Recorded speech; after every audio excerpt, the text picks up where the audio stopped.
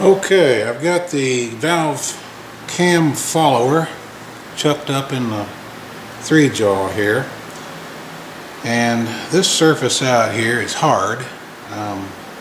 Has to wear, it's a wear surface, so it's been hardened out here. So what I've done is put a carbide bit in here, and so far it's doing a pretty good job of drilling that hardened stuff, and I'm sort of breaking through into the soft metal now.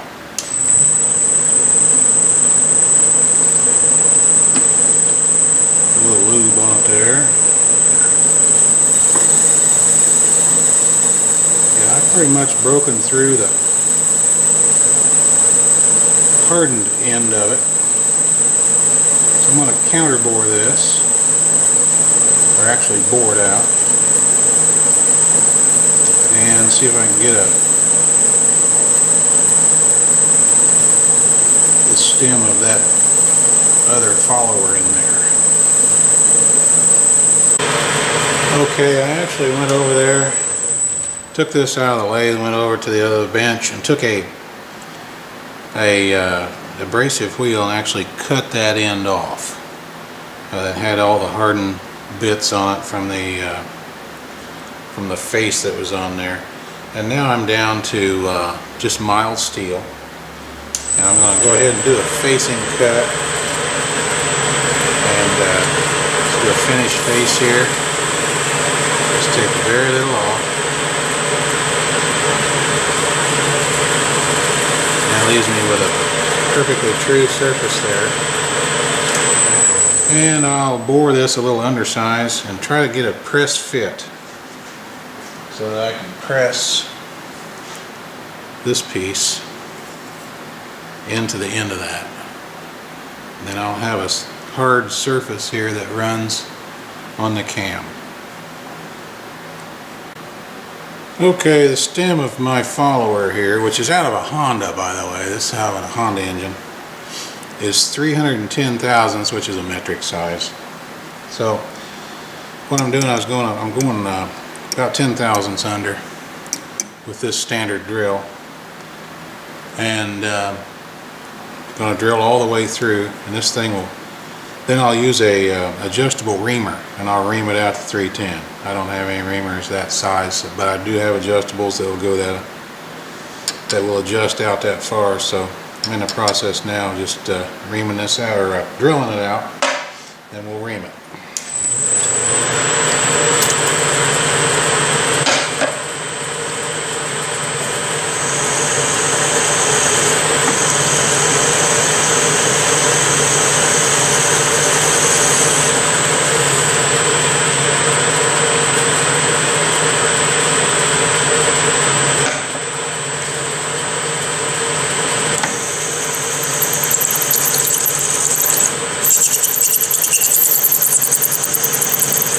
Just broke through.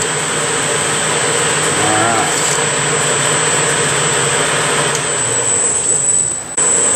Okay, I found a 310 excuse me, reamer that's going to get us there.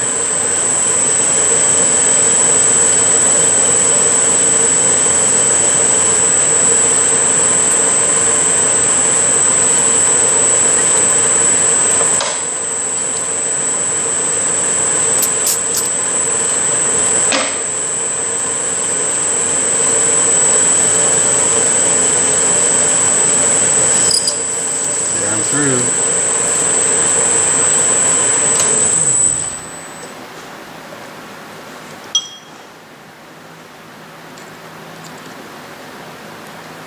That fits good.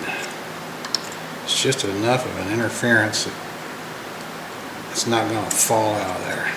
Once I get the chips cleaned out of it, should be an incredible fit.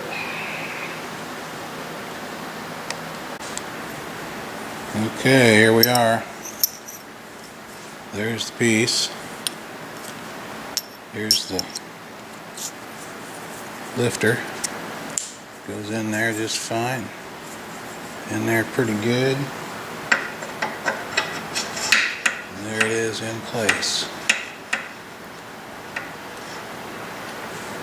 Looking good so far.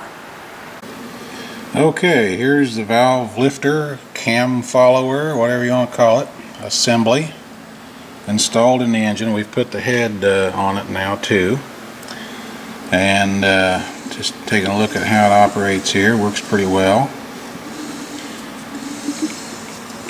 So in order to get the cam back in here, I had to make a bushing and so forth. We're doing the Magneto delete here, as I said. This is the Magneto bracket that we are going to not use. The gear would go in here, and that long shaft would come out through here, and there'd be the gear in here. So this this shaft is not long enough to run a mag. So this housing will be deleted.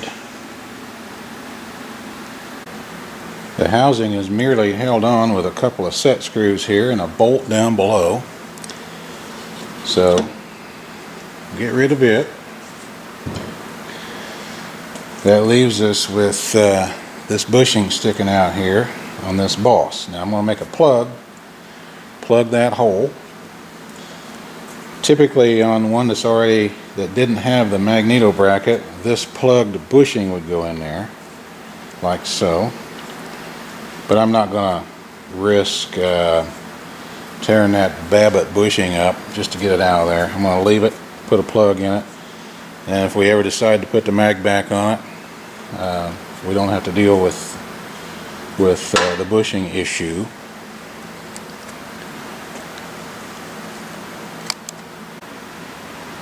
In the original installation, the plug would be over here in this side.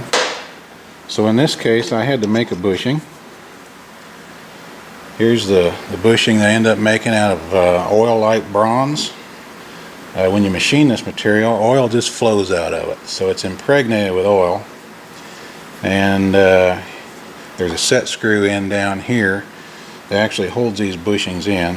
So I had to mill a groove for that.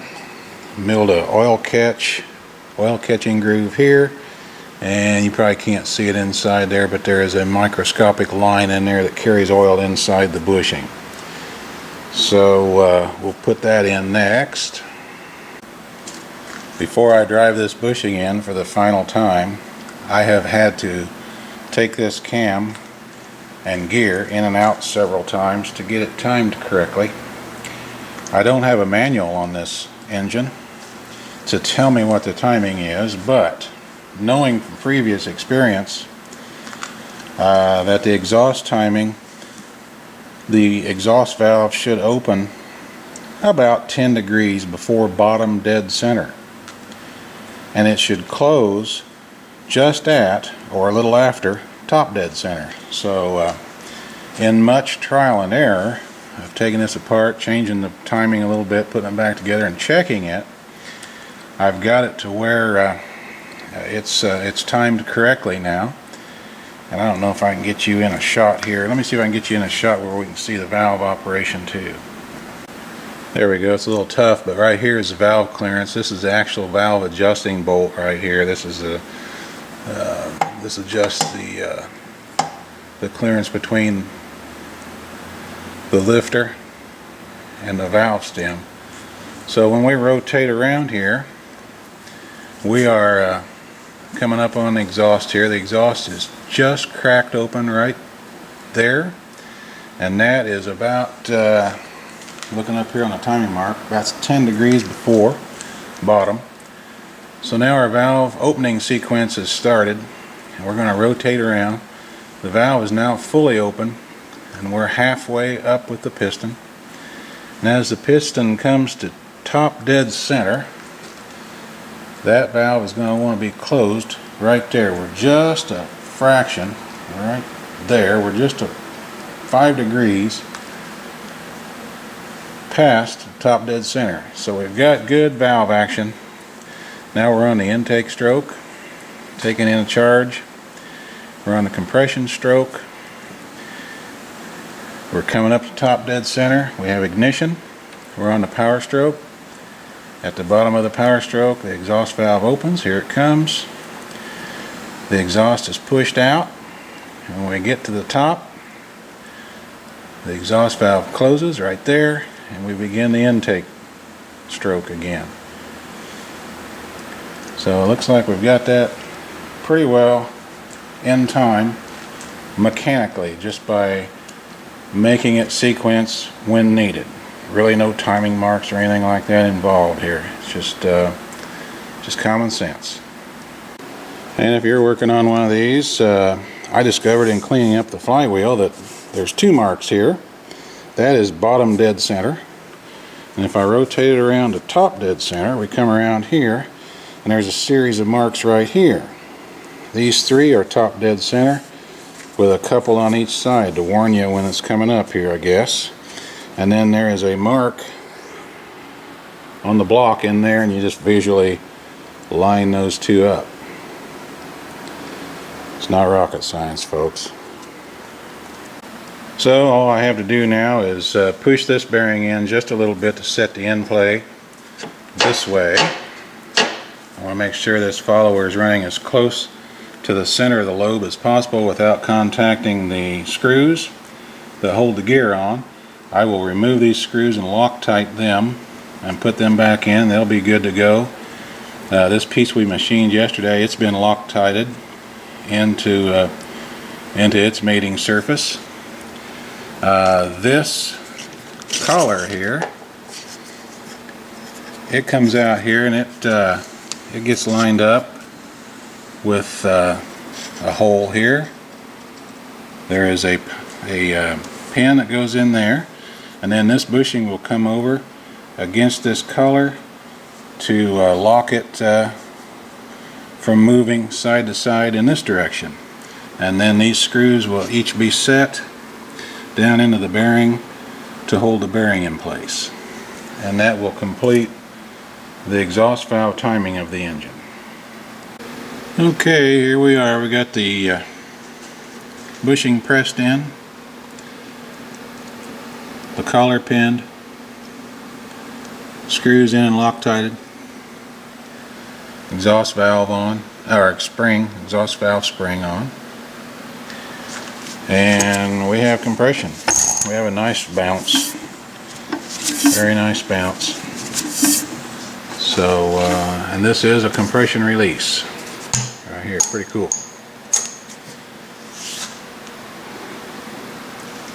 Don't recall seeing this on a lot of engines. I don't recall seeing the extra wide flywheel on a lot of these Cushmans. Any information you guys have on that would be appreciated. Okay, we'll move on. And with all that said, after it's all said and done, without timing marks, I discovered that if you have one of these engines and you want to get it close real quick, here's what you do. Over here at the flywheel, put your timing marks. This is top dead center at 3 o'clock. This is bottom dead center marks at 9 o'clock. I measured up from the table to make them exact. And your lobe should be sticking out at 3 o'clock, looking at the operating side of the engine here. Your lobe should be sticking straight out this way. So that will get you close.